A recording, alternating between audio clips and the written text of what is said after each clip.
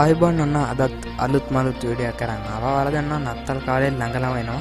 ඉතින් ඒ වෙනුවට අපිට ඒක වෙනුවෙන් පාවිච්චි කරන්න පුළුවන් ලස්සන software එකක් තමයි මේ desktop snow කියලා කියන්නේ. අපිට පුළුවන් මේක හරහා අපේ desktop එකට ලස්සන හිමවැස්සක් ගන්න. ඉතින් ඔයාලට මම යටින් link එකක් දීලා තියෙනවා. ඒකෙන් පුළුවන් download කරගන්න. කිලෝබයිට් ගානක පොන්චි software එකක්. ඉතින් මේක මේ විදිහට open කරපුවම ඔයාලට බලා ගන්න පුළුවන් ලස්සන හිමවැස්සක් අපේ desktop එකේ run වෙනවා. හරි රසයි. ඒ වගේම ඒකේ settings ටිකක් හදා ගන්නත් පුළුවන්. මෙන්න මේ system tray එකට ගිහිල්ලා මෙන්න මේකේ හිම බෝල් එක icon එකක් තියෙනවා. ඒක right click කරලා මේ option වලින් අපිට කැමති දේ මේක හදා ගන්න පුළුවන්.